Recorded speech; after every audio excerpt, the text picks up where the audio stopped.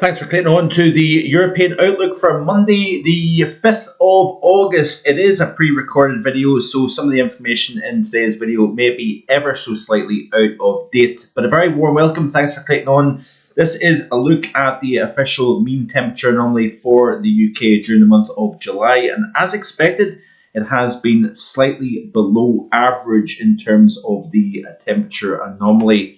And you can see here, precipitation-wise as well, was a dull July, as can be seen in the sunshine duration percentage of average. This is based on the 91 to 2020 average. And rainfall-wise, it was close to average when all is said and done. Some areas seeing a very wet July, but also some areas, and quite a lot of areas, seeing drier than average, and some seeing average. So it has been an interesting summer so far. Meteorological summer in the UK so far, June and July combined, has recorded below average mean temperatures and rainfall around average in terms of sunshine hours. This against the July forecast by myself. This was the mean ridge position expected back at the end of June. We had higher pressure seen in the north to the northwest portion of the North Atlantic, with a mean flow for the UK and Ireland out of the west-northwest. And generally, through the first 2 weeks of July, we've been running 2 degrees below average in terms of temperature anomaly. So all said and done, I expect to see a near average temperature and rainfall overall for the UK and Ireland. Warmer for Iberia to the Balkans, up to the Baltics, with a very hot east and southeast Europe, wetter northwest, drier southeast. All in all, I'm actually very, very pleased with the overall July idea. I did expect, even back in the seasonal outlook that was published back at the end of May, I did expect to see the longest, warmest spell of summer during the July time frame, and that in fact did happen. So while scoring 8.5 out of 10 for the month of June, I would expect a score around the same for the month of July. So overall, June and July has played out very, very well based against the overall summer idea as well as the July outlook. And as explained before, the seasonal versus the monthly is two different things. So anyway, like I said, there is going to be a little bit of an out-of-date aspect to today's video. I'm traveling today, so I'm actually, by the time this has been published, I should be in Schiphol Airport in Amsterdam, flying to South America. So, but I'm always striving to keep the content available for you to check out. So another reason to like and subscribe if you haven't already done so. There is a lot of work going on in the background here to continue to drive home some accurate, unbiased, unhyped content here on Mark Vogan Weather on YouTube. Let's look at the GFS 1 hour averaged simulated IR brightness temperature and kind of play through this loop. Generally speaking, we've got obviously the mid-Atlantic ridge over the central North Atlantic at the moment. We've got the landfall of tropical storm, if not hurricane Debbie, in the northwestern Florida, with heights building to the north. That then stops the northeasterly track of Debbie, so it's going to become kind of trapped underneath a ridge of high pressure over the southeastern United States here. But we may have some energy from Debbie getting drawn into the mid-latitude flow. We are going to see a flexing back and forward. A reasonably strong area of high pressure over southwestern Europe is going to flex back and forward between the UK and Iberia. But generally, the flow is around this Bermuda high, Azores high, and into the British Isles here. You can see multiple features running around the top of that high aboard the westerlies and into the UK. In between these systems is going to be decent enough. We're going to see some warm sunshine. Obviously, it is early August, so it's not all doom and gloom, but there is going to be a series of Atlantic systems riding the jet stream, a fairly flat jet at that, into the UK and keeping things reasonably unsettled here. Let's have a look at the jet stream chart to show you this quite nicely. This is off the GFS operational, recorded Sunday morning.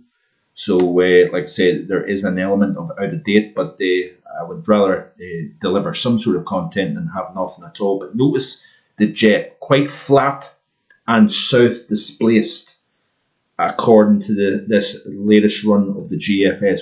Quite a strong jet core, big contrast in temperature between south and north, hence why we've got quite a strong jet. And notice it's quite far to the south. This is Wednesday the 14th of August here, so quite a far out look. This is 10 days away. But notice here that we've got areas of low pressure dominating the UK and Ireland. Let's have a look at the GFS ensemble, which is obviously all the runs combined to get a better idea instead of having a look at the GFS operational, which is one of countless models with different differences here. This is the ensemble, like I say, so you can see the general flat flow. Ahead of systems, we're going to see warm, higher pressure over the UK and Ireland here. Got a 982 millibar area of low pressure seen by the model moving through. Now, at the time of recording, we've got quite a lot of rain to come over the next 36 hours. We've got yellow warnings out for heavy rainfall across the northwest of the UK, for example. We're going to increase the winds. It's going to be quite a windy time frame, especially west and north of the UK during Monday. So quite unseasonably wet and windy conditions affecting the UK and Ireland during the course of today, which is Monday. This is the time frame that you're seeing. And then look at this here, Thursday, August 8th, almost a straight jet from northern portions of the United States across the Canadian Maritimes, the North Atlantic, and into the UK. And you can see here off the GFS ensemble as well, the 500 millibar anomalies here. So this is the anomaly within the 18,000 foot level. You can see generally a kind of flat flow, above average heights to the south, especially over the western side of the North Atlantic. We've got the Bermuda high somewhat stronger than the Azores high at the moment. And then as we move towards next weekend, you see here that there is quite a negative anomaly here draped from eastern Canada to the UK and Ireland here. The jet to the south of the UK means that we are going to see more in the way of lower pressure, unfortunately. If you're a lover of heat and sunshine, this is not necessarily a particularly great look. So you can see here, deep area of low pressure to the northwest of the UK during the course of Monday, 5th of August. That swings through. Then we've got a combination of low to the north, high to the south, wettest across the north, driest across the south. And then as we play through the loop here, low pressure becomes quite dominant during the next weekend and into the early portions of the following week here. In terms of temperature anomaly, you can see here that we have got a rather subdued look in terms of the temperatures. And as I've said already, it'll be quite incredible to see if this month turned out to be below average. It would be quite incredible to have June, July and August all running below average for the UK. That is not something you see very often, especially these days. But this is the upcoming 5-day period, slightly above average across parts of northern England, North Wales, parts of the Republic of Ireland, eastern Scotland, slightly cooler than average down towards the Isle of Wight and the Northwest Highlands and the Outer Hebrides, if you notice. Days 6 through 10, that trough becomes a little bit more stretched out, high to the south, low to the north, very, very westerly orientation, cooler to the north, warmer to the south. And then with the deepening of the trough seen towards the middle portions of the month, you can see here in the 11 to 15 day, this is the period 14th through the 19th of August, below average for the UK and Ireland. Let's see what the CFSV2 is looking like for the same time frame here. It's currently updating, so let's have a look at a slightly out of date version, but it's got the rough general idea here. So this is week 1 period 3rd through the 10th of August. Below average across the north, slightly warmer than average across the south. Look at Spain and Portugal, above average heights here means we've got above average temperatures. Look at week 2 seen by the CFS. This is August 10th through the 17th. That is not a particularly great look by any means. Then week 3, you can see here, still cooler than average. This is all the way out to the 17th through the 24th of August. So, yeah, August is not looking particularly warm by any stretch. Let's look at the 500 millibars. You can see here, deep trough to the north, ridge to the south here, week 1. In week 2, you can see very much a negative over the north of Europe here, positive across the south, and again 17th through the 24th, same idea. Finally, looking at precipitation here off the model, and you can see that we've got quite a wet look in the period up until the 10th of August here. So we've got a lot of rain moving into particularly north and western areas of the British Isles here.